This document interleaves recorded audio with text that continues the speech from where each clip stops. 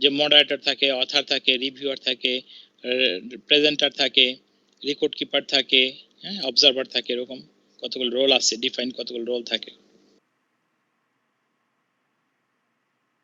Concept of unit testing. Unit testing tests a small software unit at a time, which is typically performed by the individual programmer who implemented the unit. Unit testing typically focuses on the implementation details and uses WBT, means white box testing technique.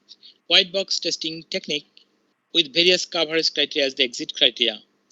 Unit testing typically focuses on the executable statements and related control and data elements. Black box testing could also be performed on the unit while focusing on the input-output relation.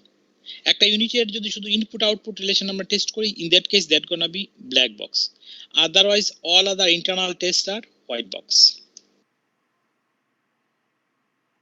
Static unit testing. Code is examined over all possible behaviors that might arise during runtime. Code of each unit is validated against requirements of the unit by reviewing the code. আমরা review করি কোডকে, review করি না, তো we know already what is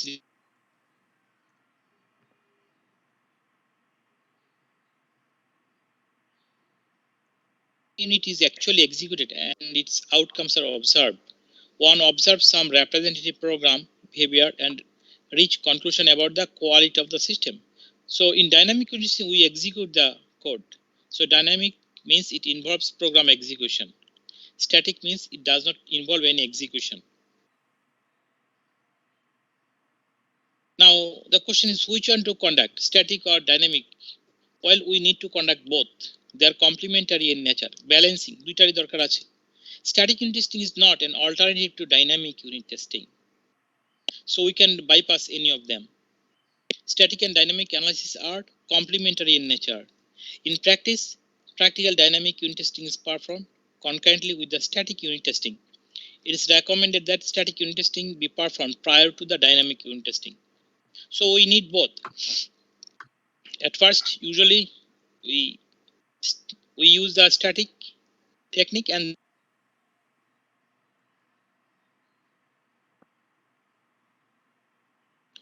unit testing is the testing of one individual unit or component. A unit is the smallest testable part of an application, like functions, methods, classes, procedures. Unit testing is a method by which individual units of source code are tested to determine if they are fit for use. Unit tests are basically written and executed by software developers. Software developers, we mean the programmers, to make sure that the code meets its design and requirements and behaves as expected. The goal of unit testing is to segregate each part of the program and test that individual parts are working correctly. Some other questions. What technique we use at unit level? Usually, we know that already.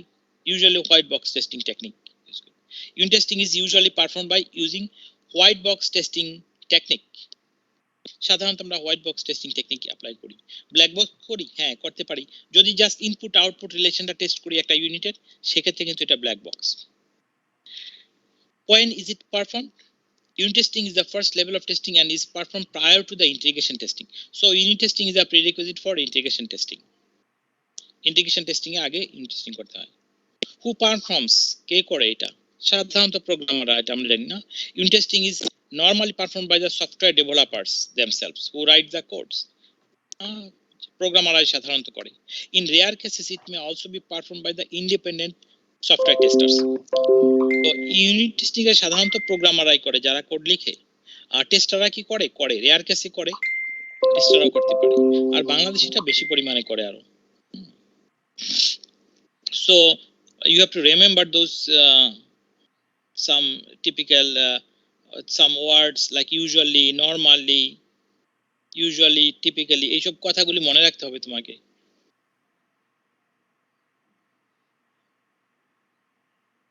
না টেস্টারও করতে পারে, আমরা black box টেস্টিংও apply করতে পারি। In static unit testing, code is reviewed by applying techniques. Okay, so static means we don't execute the code. So some sort of meeting, আমরা meeting এ বসি, কখনো formally কখনো ইনফর্মালি।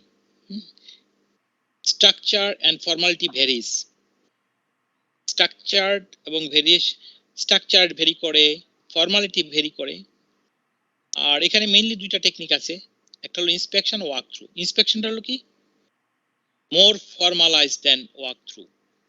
বলে কয়ে দিন তারিখ ঠিক করে যখন আমরা মিটিং এ বসি, এটাকে বলে আমরা ইন্সপেকশন। সেখানে কতগুলো ডিফাইন্ড রোল থাকে। Inspection it is a step by step peer group review of a work product with each step checked against predetermined criteria. Inspection is a formal review. তো ইন্সপেকশনটা formal review, structured, formal and structured. ফর্মালটা মানে কি, ইন্সপেকশনের জন্য put করে বসা যায় না, বলে কয়ে দিন তারিখ ঠিক করে বসতে হয় যে ঠিক আছে নেক্সট মানডেতে আমরা এই প্রোগ্রামটা নিয়ে বসবো, ঠিক আছে, এরকম জিনিসটা সকাল 10টায় নেক্সট মানডেতে আমরা বসবো। সেখানে কতগুলো ডিফাইন রোল থাকে, সেখানে মডারেটর থাকে, অথার থাকে, প্রেজেন্টার থাকে, রিভিউয়ার থাকে, অবজারভার থাকে, ডিফাইন কতগুলো রোল থাকে। বলে কয়ে দিন তারিখ ঠিক করে স্ট্রাকচার্ড ওয়েতে যখন বসি ফর্মালি, এটাকে আমরা বলি ইন্সপেকশন। আর ওয়াক থ্রুটা হলো কি, এটা ইনফর্মাল একটা review. Walk through is a review where the author leads the team through a manual or simulated execution of the product using predefined scenarios. Walk through is an informal review. তো walk থ্রুর জন্য কোনো notice দিতে, আগে থেকে notice দিতে হয় না, আগে থেকে নোটিফাই করতে হয় না, ঠিক আছে। এই কি যেন আবির নুসরাত নাকি যেন, তো এরকম হতে পারে যে তুমি একজন প্রোগ্রামার আর আরেকজন আছে টেস্টার, এখন কনফ্লিক্ট দেখা দিয়েছে না, টেস্টার বলছে বাগ, প্রোগ্রামার বলছে বাগ না, তাহলে সমস্যা কি। এখানে আমার ক্লাসে কারা আছে, আবির হোসাইন, যেমন মনে করো আবির একজন টেস্টার, আবির একজন টেস্টার আর ওর প্রোগ্রাম হচ্ছে তমাল। এখন আবির একটা বাগ পেলো, আবির বলছে বাগ, কিন্তু ওর যে কোড লিখেছে তমাল, তমাল বলছে না এটা বাগ না, তাহলে কনফ্লিক্ট দেখা দেয়, এটা খুব স্বাভাবিক ডেভেলপার এবং টেস্টারের মধ্যে। তাহলে এটা সমাধানের উপায় কি, সলিউশনটা কি, ঝগড়া করবে না, ঝগড়া করলে তো আর বাগ ফিক্স হবে না, না ঝগড়া করলে চলবে না। তো এইটার জন্য এই যে ফর্মালি মিটিং এ বসতে পারে ইন্সপেকশনে বা ফর্মাল কোড রিভিউতে, অথবা ওয়াক থ্রু করতে পারে। ওয়াক থ্রুটা মানে কি, এই যে প্রোগ্রামার টেস্টার একসাথে বলে যে একসাথে আসো অফিসে, প্রোগ্রামার টেস্টারের অফিসে গেল বা না, একসাথে বসে দুজনে বক্তব্য তুলে ধরলো, হ্যাঁ, যে টেস্টার আবির হয়তো বললো যে না এটা তো ডিফেক্ট, একটা রিকোয়ারমেন্ট অনুযায়ী কাজ করে না, আবার যে প্রোগ্রামার তমাল সে বলবে যে না এটা এখন না করলেও চলবে, নেক্সট রিলিজে ফিক্স করলেও চলবে, এটা এখনই ফিক্স করার দরকার নেই। তো এইভাবে সলভ করে ইনফরমালি। তো এগুলো হচ্ছে ওয়াক থ্রু বলি, ইনফরমাল রিভিউ। ওয়াক থ্রু হচ্ছে ইনফরমাল রিভিউ, এখানে কোনো মডারেটর দরকার নাই, রেকর্ড কিপার দরকার নাই, সেই ডিফাইন রোলগুলো দরকার নাই, ঠিক আছে, আগে থেকে নোটিফাই করতে হয় না। আর এই walk through can be very informal, very informal. Walk through অনেক ভেরি ইনফরমাল হতে পারে। কিরকম, তোমার অফিসে কিচেন আছে, তোমার হয়তো বা তোমার ক্যান্টিন আছে, সেখানে কফি খেতে গেলা, ওই যে প্রোগ্রামার টেস্টার, ওখানে কফি খেতে গিয়ে আলাপ হয়ে গেল, সলভ হয়ে গেল, হ্যাঁ, এরকম হতে পারে যে আবির বলে এটা তো বাগ, আর তারপরে তমাল বলে আর এই বাগটা তো এখন ফিক্স করার দরকার নাই, কফি খেতে খেতে কিন্তু সলভ হয়ে গেল। এটাও কিন্তু some sort of very informal walk through. তো মনে রাখতে হবে তোমাকে, ইন্সপেকশন হলো কি ফর্মাল এন্ড স্ট্রাকচার্ড রিভিউ, আর ওয়াক থ্রুটা হলো কি ইনফরমাল রিভিউ। এটা একটা কমন ইন্টারভিউ কোশ্চেন। ইন্সপেকশন আর ওয়াক থ্রুর মধ্যে ডিফারেন্স কি, ইন্সপেকশনে মডারেটর এবং রেকর্ড কিপার থাকতেই লাগে, ওয়াক থ্রুতে কোনো মডারেটর লাগে না, কোনো রেকর্ড কিপার থাকে না, প্রেজেন্টার থাকে না। The idea here is to examine source code in detail in a systematic manner. The objective of code review is to review the code and not to evaluate the author of the code. আচ্ছা, আমি এখানে লাল red colour করেছি এই জন্য, এটা অনেক important জিনিস।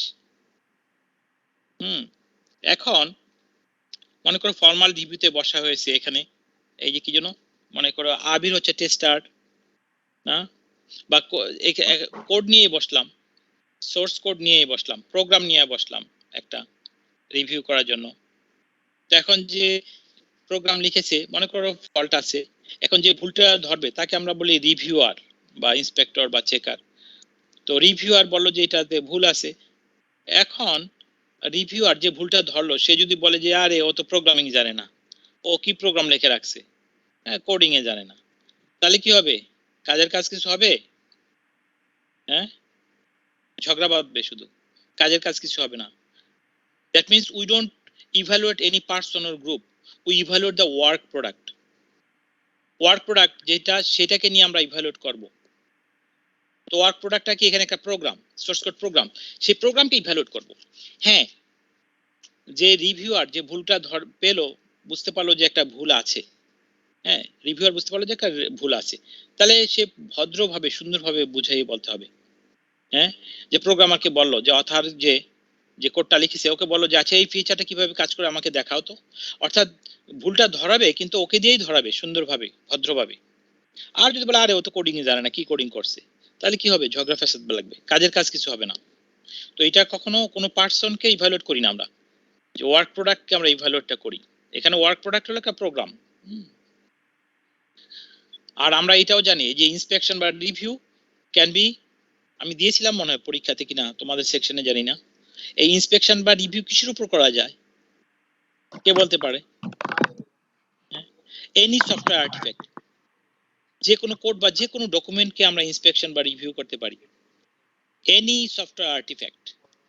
আর testing করা যায় কাকে? যাকে রান করা যায়। কাকে রান করা যায়? কোডকে, সোর্স কোড প্রোগ্রামকে রান করা যায়। তাহলে টেস্টিং বলতে আমরা সাধারণত সোর্স কোডকেই আমরা টেস্ট করতে পারি, যাকে রান করা যায়। আর ইন্সপেকশন রিভিউ কাকে করতে পারি? Any software artifact, any program, any document, হতে পারে রিকোয়ারমেন্টস ডকুমেন্ট, হতে পারে ডিজাইন ডকুমেন্ট, হতে পারে টেস্ট প্ল্যান, টেস্ট কেস, না একটা ইউজার ম্যানুয়াল, অনেক কিছু হতে পারে। যে কোনো ডকুমেন্ট বা যে কোনো কোডকে আমরা ইন্সপেকশন বা রিভিউ করতে পারি। তো এটা খুবই ইম্পর্টেন্ট, সেজন্য আমি রেড লাল করে দিয়েছি, যে আমরা যেটা ওয়ার্ক প্রোডাক্ট তাকে আমরা ইভ্যালুয়েট করব, কোনো পার্সন বা কোনো গ্রুপকে আমরা, মানুষকে আমরা ইভ্যালুয়েট করব না, তাহলে ঝগড়া হবে, কাজের কাজ কিছু হবে না। Code review must be planned and managed in a professional manner. The key to the success of code is to divide and conquer. An examiner inspects small parts of the unit in isolation. Nothing is overlooked. Correctness of all examined parts of the module implies that correctness of the whole module. একটা module individual parts গুলো যে কাজ করে, আশা করা যায় পুরো মডিউলটা ভালোভাবে কাজ করে। তো ডিভাইড এন্ড কনকোয়ার তো পড়ে আসছো তোমরা না, অ্যালগরিদম বিভিন্ন বইটইতে পড়ে আসছো না? ডিভাইড এন্ড কনকোয়ার, একটা বড় প্রবলেমকে যদি তুমি ছোট ছোট প্রবলেমে ডিভাইড করে নাও এবং সলভ করো, it becomes simpler, becomes easier to solve.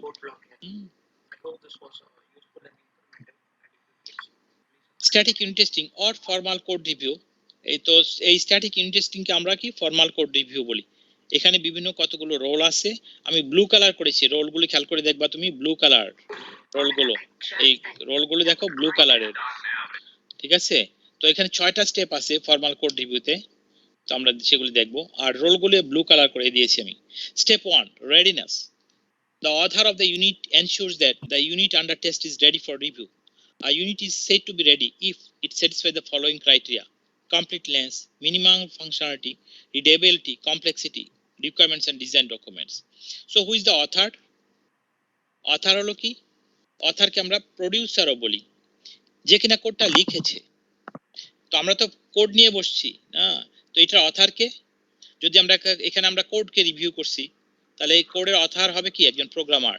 তো অথারের আরেকটা নাম আছে অথার বা প্রডিউসার, যে কিনা ওয়ার্ক প্রোডাক্টটা প্রডিউস করেছে, অথার বা প্রডিউসারও বলি, প্রডিউসার। এই আমান দেখা যায়, দেখতে পাচ্ছ হোয়াইট বোর্ড? আমান সরকার, ইয়েস স্যার, দেখতে পাচ্ছি।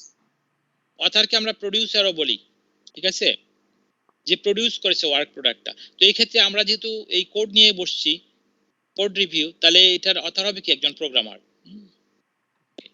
তো রোলগুলো আমি ব্লু কালার করেছি, খেয়াল করে দেখবা তুমি, অথার। Step 2, preparation.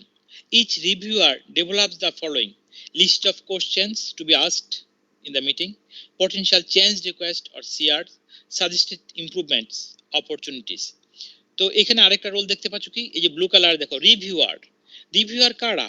যারা কিনা ভুলগুলো ধরবে, রিভিউয়ার, যারা রিভিউ করবে।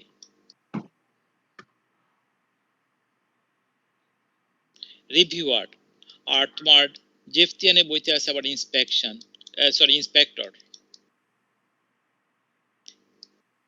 রিভিউয়ার বা ইন্সপেক্টর যারা ইন্সপেক্ট করবে, যারা রিভিউ করবে রিভিউয়ার, যে ইন্সপেক্ট করে ইন্সপেক্টর, বা চেকারও, অনেক বইতে চেকারও লেখে, যারা চেক করে কোনো ফল্ট আছে কিনা, চেকার। একই জিনিস, সেম রোল, চেকার। না, যে রিভিউ করে কোডটা রিভিউয়ার, যে ইন্সপেক্ট করে কোডটা ইন্সপেক্টর, যে চেক করে কোড চেকার। না, মিল আছে না? এরকম একই কিন্তু রোল। তো বিভিন্ন বইতে বিভিন্ন নামে ডাকে, বিভিন্ন ফার্মে বিভিন্ন টার্ম ইউজ করে। রিভিউয়ার, তাহলে কি রিভিউয়ারকে অবশ্যই প্রোগ্রামিং জানতে হবে, আদারওয়াইজ তুমি যদি প্রোগ্রামিং না জান তাহলে প্রোগ্রামিং এর ভুল কিভাবে ধরবে সে? প্রোগ্রামিং নলেজ তাকে থাকতে হবে। Step 3, examination. The examination process consists of the following: the author makes a presentation, the presenter, author বা producer তো আমরা জানি, the presenter reads the code, author is a person other than the author, author ছাড়া আরেকজন presenter থাকে যেদিন কিনা একটা কোডটা ব্রিফলি রিড করে। The record keeper documents the CR, CR মানে চেঞ্জ রিকোয়েস্ট কে সংক্ষেপে আমরা লিখি CR, record keeper documents the CR. The moderator ensures the review is on track. আচ্ছা, এখানে প্রেজেন্টার হলো কি অথার ছাড়া আরেকজন, somebody other than the author, সে কোডটা পড়ে। আর রেকর্ড কিপার কি করে? ঘটনাবলী রেকর্ড করে রাখে। তো রেকর্ড কিপারেরও একটা নাম আছে, বিকল্প অল্টারনেটিভ নাম আছে, রেকর্ড কিপার।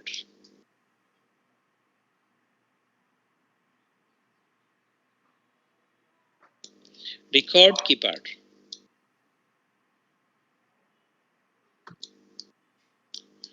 নাম দেখে বোঝা যায় না রেকর্ড কিপার কি রেকর্ড রাখে। কিসের রেকর্ড রাখে? ওই যে মিটিংটা হবে না কোড রিভিউর, এই ঘটনাবলীগুলো রেকর্ড করে রাখবে, যে কয়টা ডিফেক্টস পাওয়া গেল, কোনো ইমপ্রুভমেন্ট অপরচুনিটি আছে কিনা, তারপর কত মিনিট টাইম লাগলো, এগুলো। তো রেকর্ড কিপার আরেকটা নাম আছে ইন্ডাস্ট্রিতে, এটা বলে স্ক্রাইব। স্ক্রাইব, রেকর্ড কিপার তো বুঝাই যায় না, কিন্তু এই স্ক্রাইবটা হঠাৎ করে বুঝতে পারেন একই জিনিস, কোন কোন ফার্মে স্ক্রাইবও বলে, একই জিনিস। রেকর্ড কিপার বা স্ক্রাইবের কাজ হলো কি কি কি এই ঘটনাবলী, এই যে কোড রিভিউ প্রসেসটাতে এই ঘটনাবলীগুলো নোট ডাউন করে রাখে এবং মিটিং এর শেষে এটা ডিস্ট্রিবিউট করে। তো এই রেকর্ডগুলো রাখে, কি কি ডিফেক্টস পাওয়া গেল, কত মিনিট টাইম লাগলো মিটিংটাতে, কোনো ইমপ্রুভমেন্ট অপরচুনিটি আছে কিনা এক্সিস্টিং কোডের, এইগুলো। আচ্ছা, আরেকটা টার্ম আছে আমাদের মডারেটর। মডারেটর,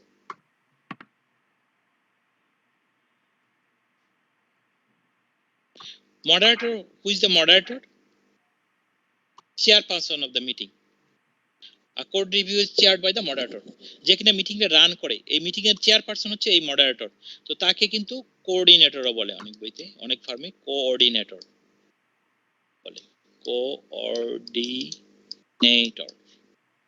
একই জিনিস, ঠিক আছে?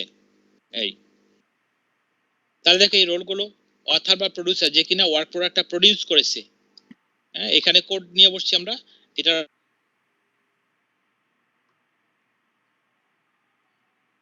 রেকর্ড কিপার কি করে এই মিটিং এর রেকর্ড কিপ করে, ঘটনাবলীগুলো রেকর্ড করে রাখে, কোন জায়গায় ডিফেক্টস পাওয়া গেল, ইমপ্রুভমেন্ট কোনো অপরচুনিটি আছে কিনা, কত মিনিট টাইম লাগলো, এসব জিনিসগুলো রাখে। আর মডারেটর বা কোঅর্ডিনেটর ও কি করে? মিটিংটা রান করে, সে এনশিওর করে যে ডিসকাশনটা যেটা নিয়ে বসা হয়েছে, যে প্রোগ্রামটা, সেটা ফোকাস থাকে, যাতে বুঝতে পারছো, আলোচনা ডিসকাশন যাতে অন্যদিকে চলে না যায়, ঠিক আছে? আর এর বাইরে অবজারভার বা লার্নার থাকে, এখানে আসবে আমাদের অবজারভার,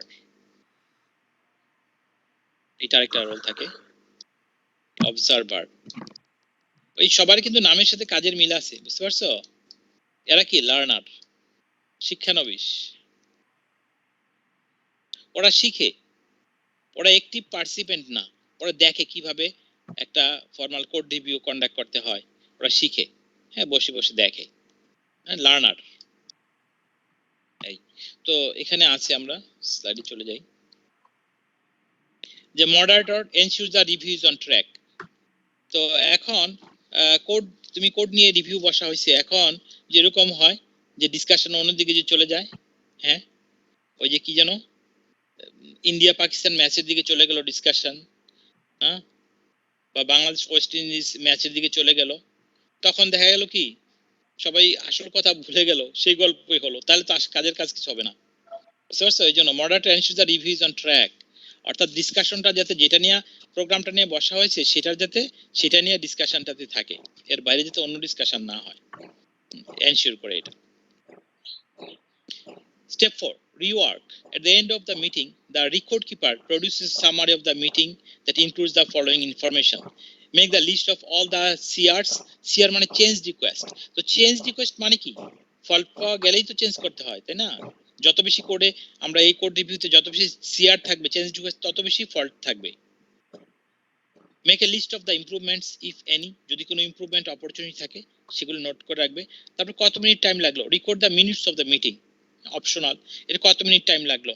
আরেকটা কথা বলে রাখি, এই ইন্সপেকশন রিভিউ এগুলোর ম্যাক্স টাইম 2 আওয়ার্স, 2 ঘন্টার বেশি হয় না। তো আমরা কিন্তু কোনো বড় একটা সফটওয়্যার বা সাবসিস্টেম নিয়ে কখনো আমরা এই ইন্সপেকশনে বসি না, রিভিউতে বসি না। তো ছোট ছোট ডিসক্রিট ওয়ার্ক প্রোডাক্ট নিয়ে বসি। এখানে যেরকম আমরা একটা প্রোগ্রাম বা দুইটা প্রোগ্রাম এরকম নিয়ে আমরা বসি, ডিসক্রিট ওয়ার্ক প্রোডাক্ট নিয়ে বসি। তো ম্যাক্স টাইম 2 আওয়ার্স, এগুলো 2 ঘন্টা বেশি হয় না। Step 5. Validation. Change requests are independently validated. Step 6. Exit.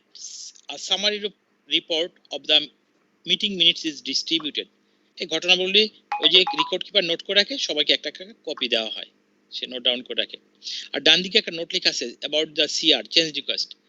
A change request includes the following details. Give a brief description of the issue. Issue মানে problem বা defect. Assign a priority level, major or minor to the change request. Assign a person to follow it up. সাধারণত follow up করবে কে? যে code লিখেছে সেই other. Set A deadline for addressing the, যেই ডেটের মধ্যে এটা ঠিক করতে হবে, ফিক্স করতে হবে, এরকম। তো এটা ছবি দিয়ে এই স্টেপগুলি দেখানো হয়েছে তোমার। এটা অনেক ফর্মাল। এই রোলগুলো এবার এখানে বলা আছে না, মডারেটর, এগুলো আমি লিখেছি। মডারেটরকে কোঅর্ডিনেটর বলি, যে কিনা রান করে মিটিংটা। Chairperson of the meeting, chairperson of the review, রিভিউটা যে কিনা রান করে, ওই মিটিং এর রিভিউর চেয়ারপারসন মডারেটর বা কোঅর্ডিনেটর বলি। অথার হলো কি? যে ওয়ার্ক প্রোডাক্ট নিয়ে আমরা ইভ্যালুয়েট করব, তার অথার বা প্রোডিউসার, যে প্রোডিউস করেছে। এই ক্ষেত্রে কি একটা প্রোগ্রাম নিয়ে আমরা বসছি, তাহলে এটা অথার হবে একজন প্রোগ্রামার না। Presenter, presenter is someone other than the author of the code. হ্যাঁ, প্রোগ্রামার অথার ছাড়া আর অন্য একজন। তারপর রেকর্ড কিপার বা স্ক্রাইব, তো এই অথার বা মডারেটর ছাড়া আরেকজন হবে কি? এই রেকর্ড কিপার বা স্ক্রাইব। ও কি করবে? এই কোড রিভিউ যে প্রসেসে এই ঘটনাবলীগুলো রেকর্ড করে রাখবে না, কোন জায়গায় ডিফেক্টস পাওয়া গেল, কোন ইমপ্রুভমেন্ট অপরচুনিটি আছে কিনা, তারপরে কত মিনিট টাইম লাগলো, এইসবগুলো লিখে রাখে। রিভিউয়ার্স কারা? রিভিউয়ার্স বা ইন্সপেক্টর বা চেকার, কিছুক্ষণ আগে বললাম, ওরা ভুলগুলো আইডেন্টিফাই করে। তো ভুল, তুমি যদি এই, তাহলে রিভিউয়ার, যেহেতু আমরা কোড নিয়ে বসছি, তাহলে কোডিং সম্পর্কে ভালো ধারণা থাকতে হবে এদের না। This are the experts in the subject area of the code under review. তাহলে কোড সম্পর্কে ধারণা থাকতে হবে, নাহলে তুমি কিভাবে বুঝবা, ভুল আইডেন্টিফাই করবা। রিভিউয়ারকে আবার আমরা ইন্সপেক্টর বলি, চেকার বলি। অবজারভার, এরা হচ্ছে ইনঅ্যাক্টিভ পার্টিসিপেন্ট, ওরা শিখে, লার্নার। কিভাবে একটা করতে হয় কোড রিভিউ, ওরা শিখে, নতুন যারা ওরা শিখে। তো এই যে ফর্মাল একটা কোড রিভিউ বা ইন্সপেকশনে তাহলে এই ডিফাইন্ড রোলগুলো থাকে তোমার। তো এটার জন্য এই ফর্মাল কোড রিভিউর জন্য আগে থেকে নোটিফাই করতে হয়, হ্যাঁ, ওদেরকে ইনফর্ম করতে হয় যে কে মডারেটর থাকবে, কে অথার, প্রেজেন্টার, রেকর্ড কিপার, ওদেরকে আগে থেকে নোটিফাই করতে হয়। বলে কয় দিন তারিখ ঠিক করে এই স্ট্রাকচার্ড ওয়েতে কতগুলো ডিফাইন্ড রোল নিয়ে বসতে হয়। এটাকে বলি ফর্মাল কোড রিভিউ বা ইন্সপেকশনও বলি। Code review metrics. The following metrics can be collected from a code review: the number of lines of code reviewed per hour, the number of change requests or CRs generated per 1000 lines of code, the number of change requests generated per hour, the total number of hours spent on the code review process. তো এগুলো সাধারণত max time 2 hours হয়, 2 ঘন্টা বেশি হয় না এগুলো। The code review methodology can be applied to review other documents. এইটাও রেড কালার করেছি, কিছুক্ষণ আগে বলছি, আগেও বলা হয়েছে অনেকবার, মনে আছে তো না? এই রিভিউ বা ইন্সপেকশন কার উপরে করা যায়? এনি সফটওয়্যার আর্টিফ্যাক্ট, যে শুধু কোড না, যে কোনো ডকুমেন্টের উপর করা যায়। একটা ডিজাইন ডকুমেন্ট, এখানে ফল্ট আছে কিনা ওরা কিন্তু এটা রিভিউ করবে, ইন্সপেকশন করবে। রিকোয়ারমেন্টস ডকুমেন্টে হবে তোমার একটা টেস্ট প্ল্যান লিখেছো তুমি, এটার একটা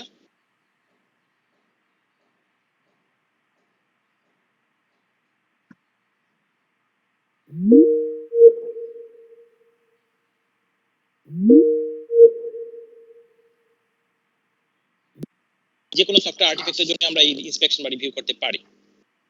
5 different types of system documents are generated by engineering department. Requirements documents, functional specification, high level design document, low level design document and the source code program. এগুলো আমরা জেনারেট করি first of all documents. Defect prevention, আচ্ছা এখানে কথা হলো defect prevention. এখন তো আমরা তো এটা কি ইউনিট টেস্টিং পড়তেছি, তার ডিফেক্ট প্রিভেনশন কেন আসলো? হ্যাঁ, ডিফেক্ট প্রিভেনশন কেন আসলো? ওই যে ইউনিট টেস্টিং করি আমরা আর্লি ফেজে যদি ডিফেক্ট গুলো প্রিভেন্ট করতে পারি, ইভেন্চুয়ালি আমাদের ডেভেলপমেন্ট টাইমও কম লাগে, খরচও কম লাগে, ঝামেলাও কম হয়। ওই যে কার্ভটা মনে আছে তো? হ্যাঁ, কারণ এটা তোমার মনে আছে স্বাভাবিক যে আমরা তো ইউনিট টেস্টিং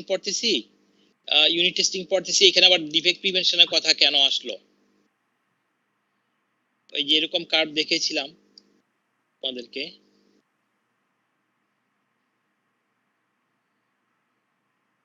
এই আবির দেখতে পাচ্ছ? Yes, sir. গুড। এটা কস্ট ভার্সাস টাইম, এটা কিন্তু সফটওয়্যার লাইফ সাইকেল টাইম। যদি এরকম হয় একটা সফটওয়্যার, মনে করো আমি খুব ছোট আকারে, এখানে স্কেল অনুযায়ী আঁকা সম্ভব না। আচ্ছা এটা মনে করো ডেভেলপমেন্ট ফেজ, আর এটা মনে করো হয়তো মেইনটেনেন্স ফেজ। আমি ছোট আকারে মানে দেখানোর চেষ্টা করছি ডেভেলপমেন্ট ফেজ আর মেইনটেনেন্স ফেজ। তো এরকম একটা কার্ভ তোমাদেরকে দেখানো হয়েছিল যে কস্টটা কিভাবে বেড়ে যায়, মনে আছে কিনা তোমাদের? হ্যাঁ, তার মানে কি তুমি একটা ডেভেলপমেন্ট ফেজে আজকে একটা ডিফেক্টস পাওয়া গেল, এটা ফিক্স করতে হয়তো 400 টাকা খরচা পড়লো। আবার মনে করো ডেলিভারি পরে একটা ডিফেক্টস পাওয়া গেল মেজর, সেটা ফিক্স করতে গেল দেখা গেল যে 1.5 লক্ষ টাকা খরচা হয়েছে। কেন? হ্যাঁ, দেখা গেল সেই মেজর ডিফেক্টসটা ফিক্স করতে গিয়ে তোমার আবার মডিউলে রিডিজাইন করতে হচ্ছে, রিকোডিং করতে হচ্ছে, আবার unit testing, integration testing, system testing করতে হচ্ছে, ভেরি এক্সপেন্সিভ। তো এটা কি ভালো না যে সফটওয়্যার যেটা আমরা ডেলিভারি করব, এটা আমরা যদি চেষ্টা করি যত ডিফেক্টস কম থাকে এটাতে, পরবর্তীতে যাতে এই যে রিওয়ার্ক যাতে না করতে হয়।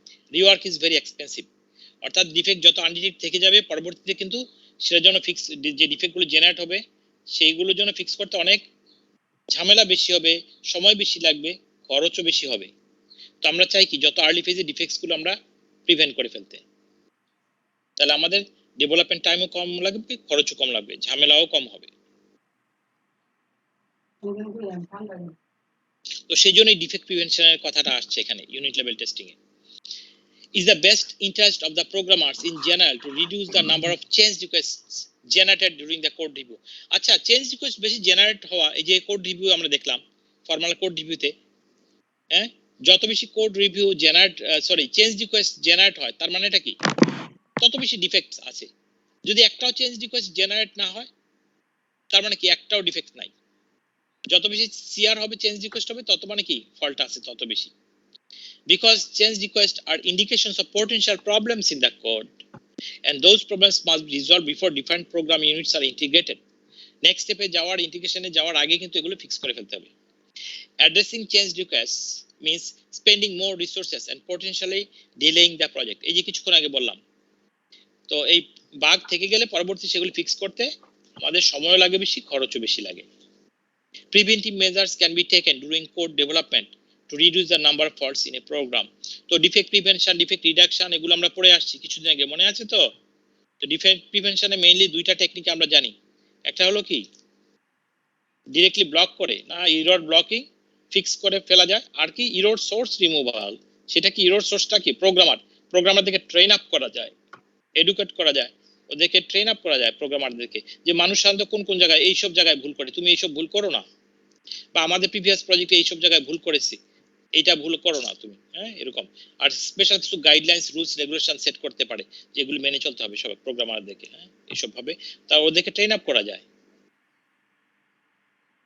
It is essential to adopt the concept of defect prevention during the code development. In practice, defects are inadvertently introduced by the programmer. Those accidents can be reduced by taking preventive measures. তো preventive measures কিভাবে, ওই যে বললাম যে ওদেরকে train up করা যায়, educate করা যায় প্রোগ্রামারদেরকে। মানুষ সাথে এইসব জায়গায় ভুল করে, এইসব ভুল আমাদের করা চলবে না, এই জিনিসগুলো। It is useful to develop a set of guidelines to construct code for defect minimization. The programmers can follow the guidelines to construct the code. এইটাও আরেকটা উপায় যে কতগুলো গাইডলাইন্স ফলো করতে হবে তোমাকে সবার জন্যই। এই প্রজেক্টে যারা করবে প্রোগ্রামাররা কতগুলো গাইডলাইন্স ফলো করবে। তো আজকে এই পর্যন্তই আমাদের প্রজেক্ট আমি আপলোড করে দিয়েছি একটু আগে। প্রজেক্ট আমরা দেখি।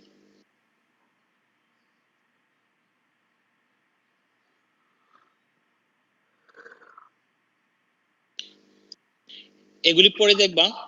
আর প্রজেক্ট টাইটেল কি, developing A test plan for Dhaka subway system automatic ticket issuing system. আচ্ছা সাবওয়ে বুঝো তো তোমরা না, আন্ডারগ্রাউন্ড রেলওয়ে স্টেশন। ওয়ার্ল্ডের বড় বড় শহরগুলিতে সাবওয়ে ইউজ করে। তোমার নিউ ইয়র্ক সিটিতে 5 মিলিয়নের ডেইলি 5 মিলিয়নের বেশি মানুষ সাবওয়ে ইউজ করে নিউ ইয়র্ক সিটিতে, বুঝছো? এখানে এ টু জেড ট্রেন আছে। এই সাবওয়ে মানে আন্ডারগ্রাউন্ড রেলওয়ে স্টেশন, যদিও কিছু উপরেও চলে, 7 নাম্বার ট্রেন উপরেও চলে। তো সাধারণত মাটির নিচে দিয়ে, এটা কি বাংলা কি যেন পাতাল রেল বলে, পাতাল রেল। তো বড় বড় ওয়ার্ল্ডের সিটিগুলোতে এরকম বিগ সিটিগুলোতে আছে, নিউ ইয়র্কে আছে, বার্লিনে আছে, তোমার টোকিওতে আছে এগুলো। তো এরকম এগুলো কিন্তু দরকার। সেটা হলে মানে ভালো হতো। আমাদের দেশে যেটা করতেছে আমি জানি না, এই যে মেট্রো রেল করতেছে ওভার উপর দিয়ে, তো এগুলো কতটা ইফেক্টিভ হবে। কিন্তু আসলে সমস্যা আছে আমাদের অনেক, আমাদের জায়গারও সমস্যা। চাইলেই সাবওয়ে করা ডিফিকাল্ট হবে, বাট করতে পারলে খুব ভালো হতো, কিন্তু অনেক এক্সপেন্সিভ এবং সময় সাপেক্ষ ব্যাপার, খরচেরও ব্যাপার আছে। তো এনিওয়ে চিন্তা করতে সমস্যা কি, আমাদের পদ্মা ব্রিজ হয়ে গেছে, এত অনেক এক্সপেন্সিভ, বাট স্টিল আমরা পেরেছি। তো এই ঢাকা সাবওয়ে সিস্টেমের জন্য একটা টেস্ট প্ল্যান ডেভেলপ করবা। এখানে তোমার রোলটা কি, তুমি টেস্ট লিড। তো এই একটা সফটওয়্যার রিকোয়ারমেন্টস গুলো, এই সিস্টেমের রিকোয়ারমেন্টস গুলো, ফিচার গুলো দেয়া আছে, তুমি পড়ে দেখবা। আর টেমপ্লেটটা আমি দিয়ে দিব এবং এক্সপ্লেন করে দিব কোন আইটেমটা কিভাবে লিখতে হবে তোমাকে। স্ট্যান্ডার্ড একটা টেমপ্লেট দিয়ে দিব, বাট তুমি কাস্টমাইজ করতে পারো। সেটা কাস্টমাইজ মানে কি, দুই একটা আইটেম তুমি বাদ দিতে পারো সেখান থেকে। আমি বলে দিব কোনগুলো দিতে পারো, কোনগুলো দিতে পারো না, সেগুলো বলবো। আর এই সাবমিশন শুরু পড়ে দেখবা, এখানে সবকিছু লেখা আছে মিড টার্মের মতোই। তোমার ডেডলাইন কবে, ডিসেম্বরের 1 তারিখে। 4 থেকে 5 জন গ্রুপ না, মিনিমাম 4 জন, ম্যাক্সিমাম 5 জন।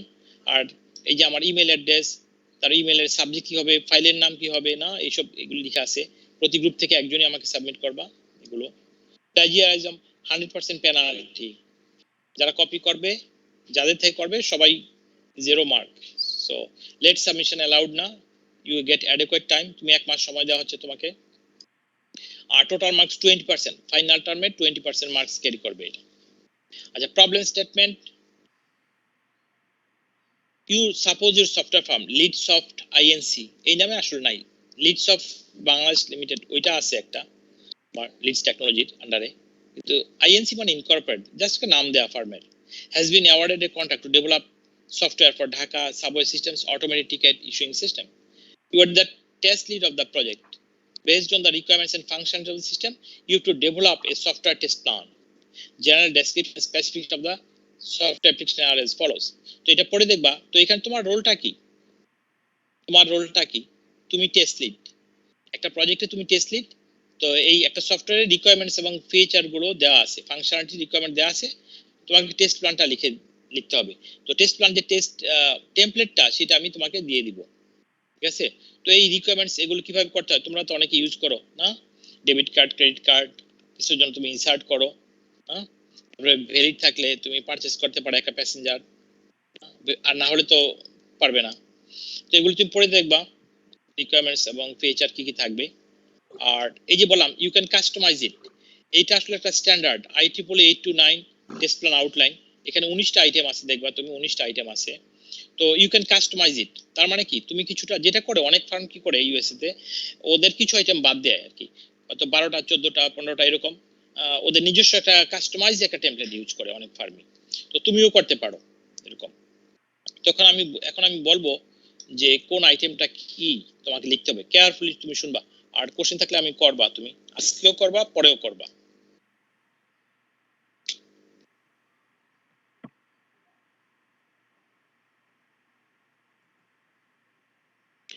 এই আবির দেখতে পাচ্ছ? জি স্যার। হ্যাঁ, এই দেখো নাম্বার 1, এই টেস্ট প্ল্যানে কত 19টা আইটেম আছে তোমার। আমি এক্সপ্লেইন করব, তুমি কোশ্চেন থাকলে আগে শুনবা তুমি। Number 1, test plan identifier. তো টেস্ট প্ল্যান আইডেন্টিফায়ারটা কি? একটা টেস্ট প্ল্যানে ইউনিক একটা নাম দেওয়া। যেমন এই ক্লাসে 4 জন আবির থাকতে পারে, এখন কোন আবির কোনটা আমি কিভাবে বুঝবো? ওই যে প্রত্যেকের ইউনিক আইডি নাম্বার আছে। হ্যাঁ, এরকম আছে। আমার কোন সেমিস্টার জেনেছিল একই ক্লাসে 4 জন ছিল তোমার নাজমুল, এর মধ্যে 2 জনের আবার নাম একই, এরকম ছিল। এই তো মনে হয় 2 সেমিস্টার আগেও ছিল কি যেন আনিকা তাবাসসুম, সেম স্পেলিং, দুইজনই আনিকা তাবাসসুম, একবারে হুবহু same, each and every letter same. তো কিন্তু ওদের কিন্তু আইডি তো ডিফারেন্ট। তো এখন এই যে test plan number 1 identifier, test plan identifier মানে কি? এই টেস্ট প্ল্যানটা একটা নাম দেয়া, ইউনিক একটা নাম দিবা তুমি। কেন নাম দেওয়া দরকার ইউনিক? কারণ একটা আইটি ফার্মে তো একটা প্রজেক্ট করে না, মাল্টিপ্লার প্রজেক্ট করতে পারে, 5টা 10টা করতে পারে না, অথবা অতীতে আরো প্রজেক্ট করেছে, ফিউচারে অনেক করবে, বা প্যারালালি মাল্টিপল।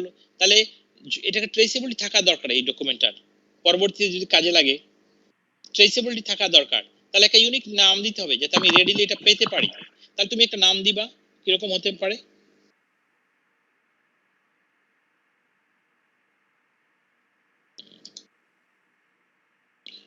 তাহলে তুমি নাম সংক্ষেপে একটা নাম দিবা। তুমি মনে করো দিলা তুমি টেস্ট প্ল্যান বা master test plan, master test plan, master test plan Dhaka subway systems. Versioning এর ব্যবস্থা রাখবা 1.0 এরকম একটা দিলা। আরেকজন হতে লিখতে পারে test plan Dhaka subway systems না 1.0.0 এরকম একটা দিলা। ভার্সনিংটা কেন দরকার কে বলতে পারো?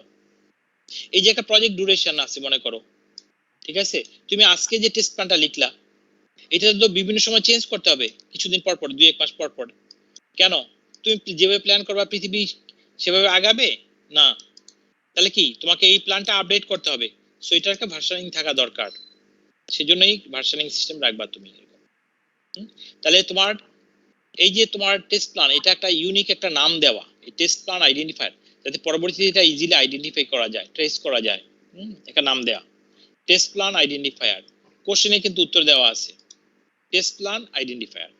আচ্ছা, নাম্বার 2 হলো কি রেফারেন্সেস।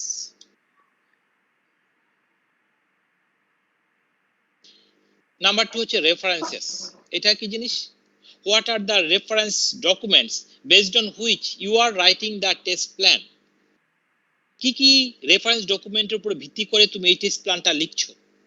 তো টেস্ট প্ল্যান আমরা কিসের উপরে ভিত্তি করে লিখি? হ্যাঁ students, test plan test case কিসের উপর ভিত্তি করে আমরা লিখি? হ্যাঁ, কেউ পারো না? এই তোমরা কি অ্যাসাইনমেন্ট করলা, আমাকে কি জমা দিলা তোমরা? হ্যাঁ, তোমরা অ্যাসাইনমেন্ট কিভাবে করলা? সব কপি মারছো নাকি? ওই চাকরিতে গিয়ে প্রথমেই বাদ, ভাইবাতেই বাদ, চাকরি করবা কি? রিকোয়ারমেন্টস উপর বেসিস করে তোমাদেরকে আমি রিকোয়ারমেন্টস গুলো দিয়ে দিছি না, অ্যাসাইনমেন্ট লিখছো কি কিসের উপর ভিত্তি করে? হ্যাঁ, টেস্ট প্ল্যান টেস্ট কেস এগুলো আমরা রিকোয়ারমেন্টস ডকুমেন্ট উপর ভিত্তি করে সফটওয়্যারের একটা সফটওয়্যার রিকোয়ারমেন্টস উপর ভিত্তি করে টেস্ট প্ল্যান এবং টেস্ট কেস লিখি। এগুলো আগে দেখানো হয়েছিল, কথা শুনতে হবে, লগ ইন করে গিয়ে ঘুমাইলে হবে না। এই জন্য তোমরা কুইজে খারাপ করো। একটা প্রজেক্ট ডিউরেশন আছে, এগুলো বোঝানো হয়েছে আর অনেক আগে তোমাকে। একজন প্রজেক্ট ম্যানেজার থাকে, তার আন্ডারে বিভিন্ন ওয়ার্ক গ্রুপ থাকে, একটা টিম থাকে টেস্টিং এর টিম থাকে। তো টেস্ট লিড কি করে? প্রজেক্টের শুরুতে টেস্ট প্ল্যান লিখে based on the requirements and functionalities of the system. এই টেস্ট প্ল্যান লিখবে কে লিখবে? সাধারণত টেস্ট লিড লিখে, leader of the testing team, test lead. এই আবির দেখতে পাচ্ছ? জি স্যার।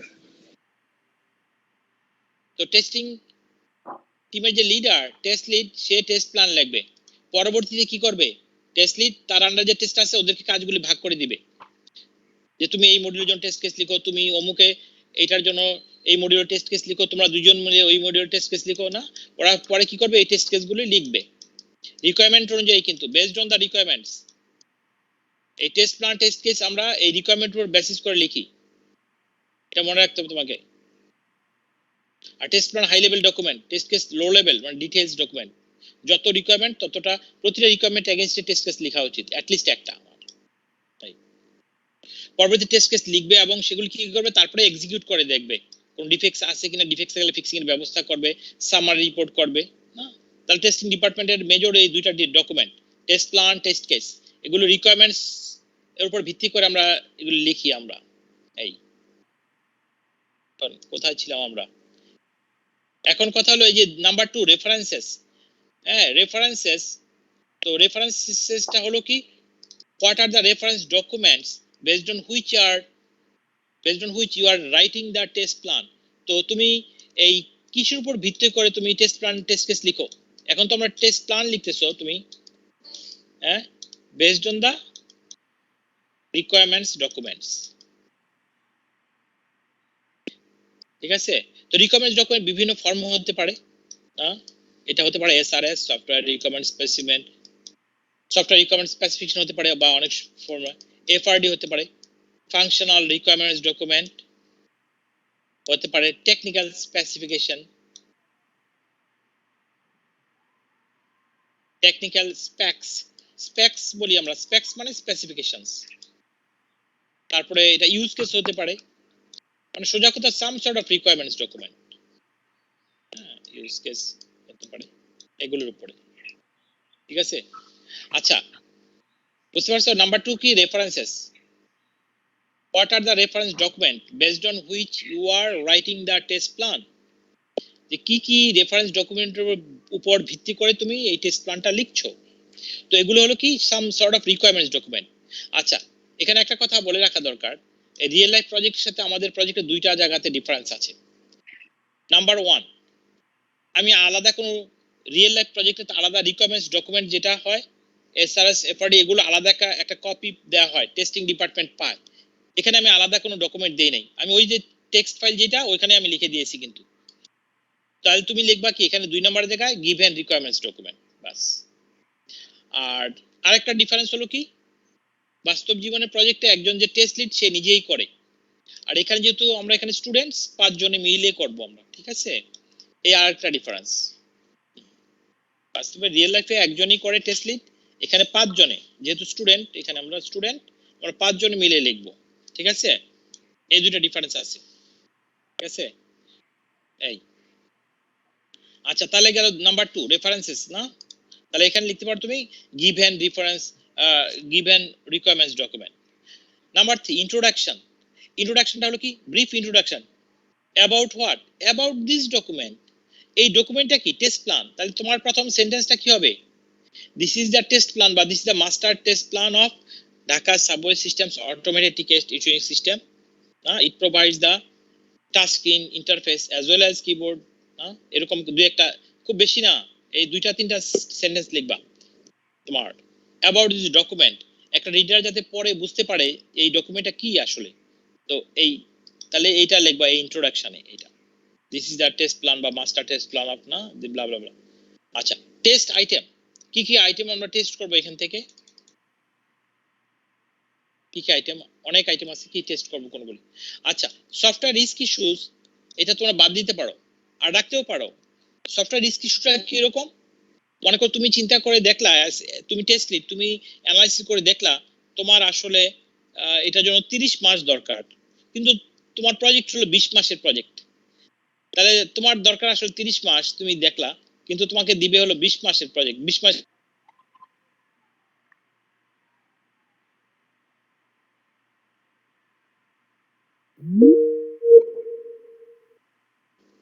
আচ্ছা তারপর হলো feature to be tested, feature not to be tested, কোন কোন ফিচার, অনেক সময় আমাদের বাজেটের টাইমের কনস্ট্রেইন থাকে না, কিছু ফিচার বাদ দেই, কিছু আমরা করি, কোন কোন ফিচার গুলো করব, ফিচার টু বি টেস্টেড আর feature not to be tested, কোনগুলো করব না। তারপর নাম্বার 8 হলো অ্যাপ্রোচ। আমাদের অ্যাপ্রোচটা কেমন হবে? ম্যানুয়াল টেস্টিং করব নাকি ম্যানুয়ালের পাশাপাশি অটোমেটেড টেস্টিংও করব, এটা নাকি শুধু ম্যানুয়ালি করব, এটা। Number 9 item pass fail criteria. এটা কি জিনিস? কাকে আমি পাস বলবো, কাকে আমি ফেল বলবো। তো সেটা হলো কিরকম যে এইটা আমাকে দেখতে হবে বাজেট কত আছে, টাইম কত আছে, সফটওয়্যারটার এন্ড ইউজার কারা কোথায় ইউজ হবে, এইসব চিন্তা করে তুমি একটা টার্গেট করবা যে ঠিক আছে 97% টেস্ট কেস যদি পাস করে টেস্ট সুটের থেকে 97% টেস্ট কেস পাস করলে এটাকে আমি পাস হিসেবে ধরে নিব। 100% টেস্ট সুটে পাস করবে তাহলে কোনোদিন শেষ হবে না। কিন্তু তোমার টেস্টিং পৃথিবীতে কোনো এরকম টেস্ট লিড এভাবে প্ল্যান করে না যে আমি টেস্ট করতে থাকবো, যখন দেখবো একটাও বাগ নাই তখন আমি শেষ করব। ওই যে এগুলি পড়িয়েছিলাম না, পয়েন্ট টু স্টপ টেস্টিং, মনে আছে তো? ওই যে রিসোর্স বেসড ক্রাইটেরিয়া আর একটা কোয়ালিটি বেসড ক্রাইটেরিয়া। তো তুমি যদি এরকম কেউ প্ল্যান করে যে আমি টেস্ট করতে থাকবো, তো তোমাকে তো ইনফাইনাইট রিসোর্স দিবে না, ইনফাইনাইট টাইম মানি কেউ দিবেও না এরকম যে তুমি করতেই থাকবা। হ্যাঁ, এরকম না। তো তোমাকে একটা এস্টিমেট করতে লাগে যে ঠিক আছে ওকে এত পার্সেন্ট 97 98% না এরকম এত পার্সেন্ট টেস্ট কেস পাস করলে আমি এটাকে পাস হিসেবে ধরে নিব। এই নাম্বার 10 ওইটা ইউ ক্যান বাইপাস ইট, এটা বাদ দিতে পারো। সাসপেনশন ক্রাইটেরিয়া, কোথায় আমি পজ করব, এন্ড রিসাম্পশন রিকোয়ারমেন্ট। তো এই টেস্ট কেসগুলোতে টেস্ট সুটে অনেক টেস্ট কেস থাকে টিপিক্যালি, না আমরা জানি অনেকগুলো টেস্ট কেসকে একটা একসাথে টেস্ট সুট বলি। তো এদের মধ্যে ডিপেন্ডেন্সি থাকে, when to pause and when to restart। দেখা গেলো 1 থেকে 200 নাম্বার টেস্ট কেস পর্যন্ত আমরা রান করি, তারপর দেখা যায় 500 থেকে 600 না এরকম। তো এইটা তুমি আপাতত বাদ দিতে পারো। নাম্বার 11 টেস্ট ডেলিভারেবলস, এটা কোনোভাবেই তুমি বাদ দিতে পারবে না। টেস্ট ডেলিভারেবলস এটা একটা কমন ইন্টারভিউ কোশ্চেনও বটে, তোমাকে জিজ্ঞেস করতে পারে what are test deliverables, common interview question.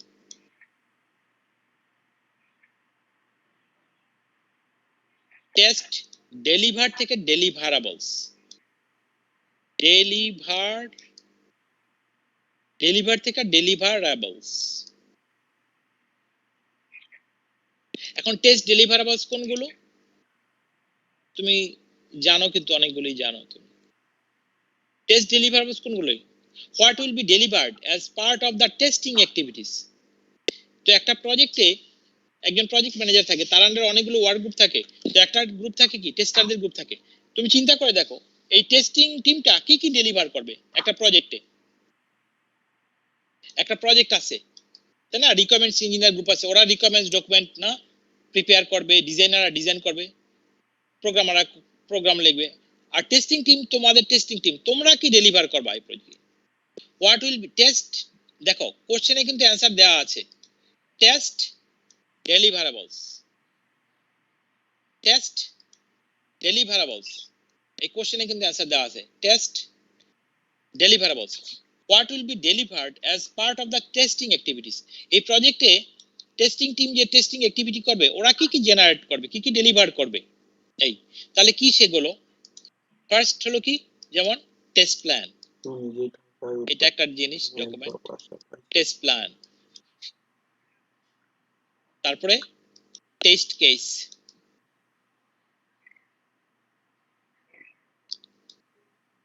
Test plan, test case, তারপরে টেস্ট স্ক্রিপ্ট, যদি টুল ইউজ করি কোড জেনারেট হয় স্ক্রিপ্টস বলি, টেস্ট স্ক্রিপ্টস। তারপর টেস্ট সুট,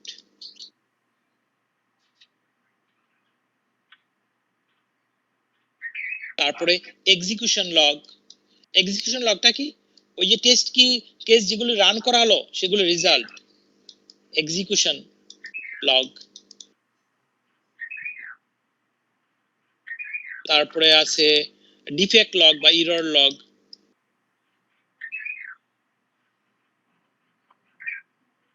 ডিফেক্ট লগ। তারপরে সামারি রিপোর্ট, ওভারঅল একটা সামারি রিপোর্ট করতে হয়।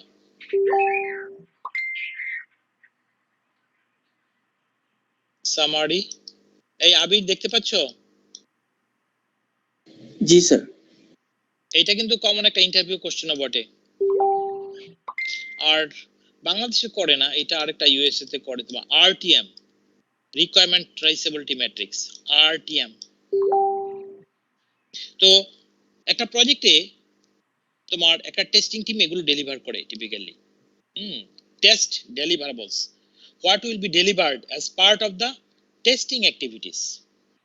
অন্য কথা বলতে গেলে একটা টেস্টিং টিম একটা প্রজেক্ট কি ডেলিভার করে, তাহলে কি এগুলো test plan, test case, test script, যে টুল যে আমরা টুল যখন আমরা ইউজ করি তখন এটা কোড জেনারেট হয় সেই স্ক্রিপ্টগুলো, test suite, execution log, defect log, summary report আর আরটিএম। এটা বাংলাদেশে তো করে না, এটা ইউএস এর জন্য কমন কোশ্চেন।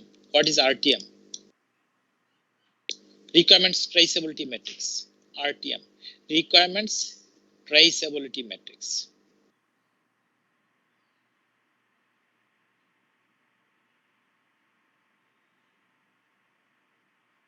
RTM, requirements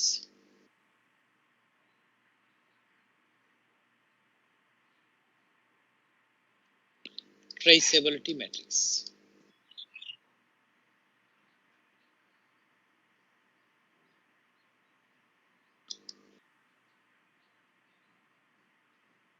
এটা একটা ডেলিভারেবল, বাংলাদেশে করে না। RTM, requirements traceable।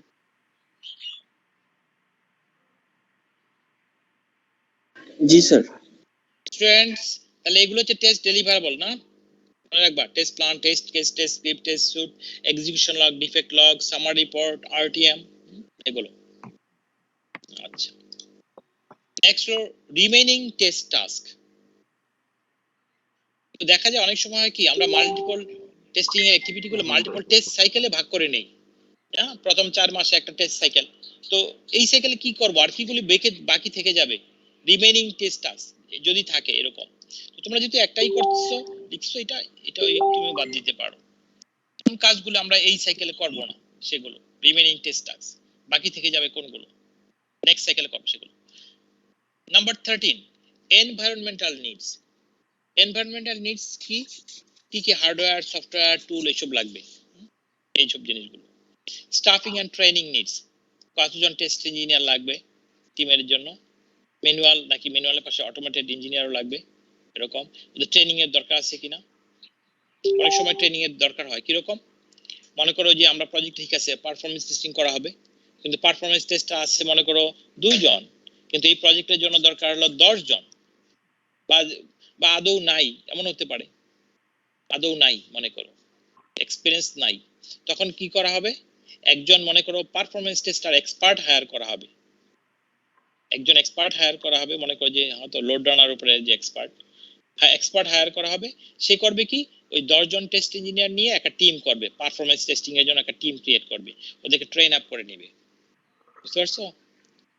Performance testing একটা টিম করবে, ও ট্রেন আপ করে নিবে ওই টিমটাকে, তাহলে খরচ কম লাগলো, তাহলে 10 জন আর পারফরমেন্স টেস্টার হায়ার না করে একজন এক্সপার্ট হায়ার করলো, সে 10 জনকে নিয়ে একটা টিম করে ওদেরকে কিছুদিন ট্রেন আপ করে তারপরে এই পারফরমেন্স টেস্টিং এর কাজগুলো করলো এরকম, ঠিক আছে। নেক্সট রেসপন্সিবিলিটিস, কার কি দায়িত্ব সেগুলো।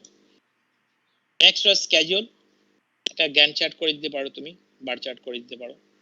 17, প্ল্যানিং রিস্ক এন্ড কন্টিনজেন্সিস, এই যে তুমি প্ল্যানটা করছো এটা কি কি রিস্ক আছে এবং রিস্কগুলো যদি ঘটে যায় তাহলে তুমি কি ব্যবস্থা নিবা, ব্যাকআপ প্ল্যান কি তোমার, কন্টিনজেন্সি প্ল্যান কি, সেই জিনিসগুলো।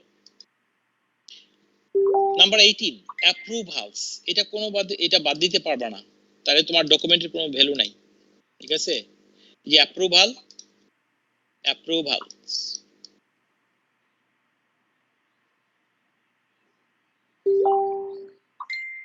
এটা তুমি একটা টেবিল করে দিতে পারো। এই যে তুমি টেস্ট লিড, তুমি যে টেস্ট প্ল্যানটা লিখছো, this document must be approved by both parties, client and developer, ঠিক আছে, আদারওয়াইজ কিন্তু দাম নাই। তাহলে তুমি একটা অ্যাপ্রুভাল আইটেমটা তুমি একটা টেবিল করে দিতে পারো এরকম, মনে করো নেম বা নেম এন্ড ডেজিগনেশন এরকম দিতে পারো, হ্যাঁ, ডেজিগনেশন, নেম এন্ড ডেজিগনেশন, তারপরে তোমার তো এখানে ডেট, তারপরে সাইন, সাইন করবে সবাই পড়ে, এটা ডেট সাইন, এরকম তুমি টেবিল করে দিতে পারো, ঠিক আছে। তো মিস্টার কি জানো, Mr. Abir,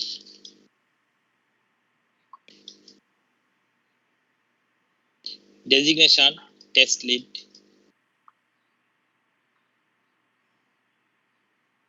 Mr. Abir, test lead, Leadsoft INC না ফর্মের নাম দিল, তারপর ডেট দিল তোমার,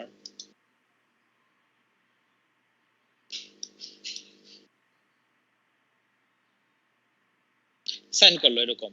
তারপরে আবার এখানে তোমার, তুমি তো টেস্ট লিড, তোমার প্রজেক্ট ম্যানেজার থাকতে হবে,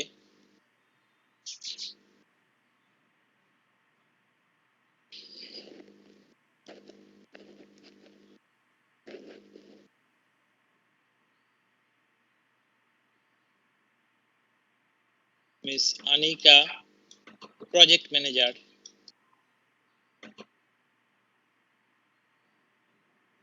প্রজেক্ট ম্যানেজার এরকম। আর ঢাকা সাবওয়ে সিস্টেমস ওদের রিপ্রেজেন্টেটিভ থাকতে হবে কিন্তু, হ্যাঁ, মিস্টার এক্স না, director IT Dhaka north city corporation এরকম, ঢাকা সাবওয়ে সিস্টেম এরকম। তো ওরা সবাই ডেট দিয়ে এখানে সবাই কিন্তু সাইন করতে হবে।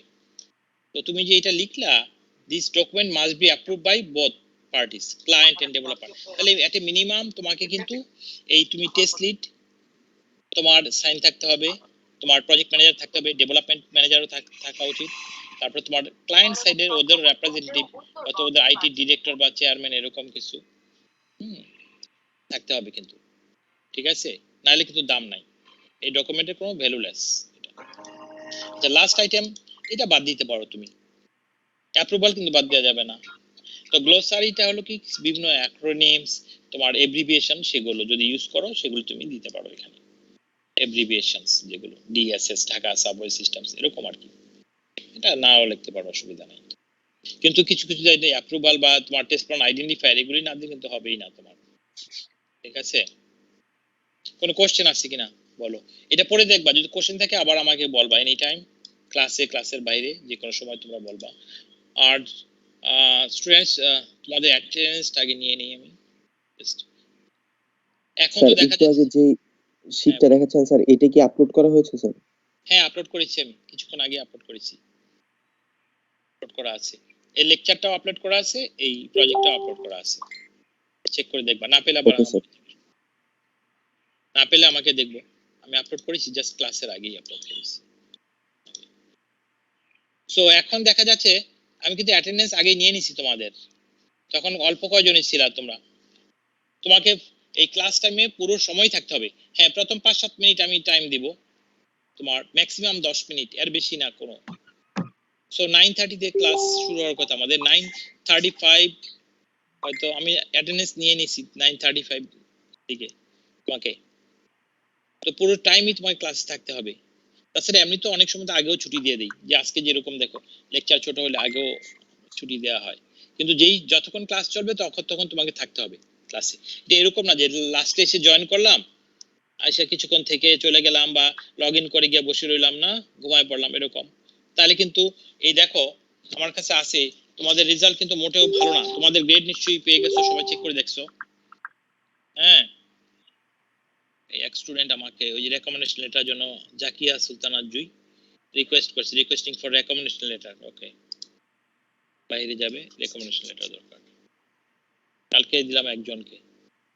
আচ্ছা তোমার এই যে দেখো তোমাদের পারফরমেন্স দুইজন ছাড়া মানে ভালো না বেশি একটা কিন্তু, ঠিক আছে, তো ভালো করার চেষ্টা করো, ভালো করার চেষ্টা করো ফাইনাল টার্মে, তারপর তোমাদেরকে অনেক ভালো বোনাস দেওয়া হয়েছে, কারণ ক্লাসের অবস্থা ভালো না বেশি একটা।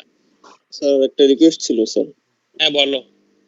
স্যার আমাদের স্যার যে মিড অ্যাসেসমেন্টের কুইজটাকে স্যার একবার মেকআপ নেওয়া যায় স্যার? না সবার রেজাল্টই স্যার মানে অনেক খারাপ স্যার।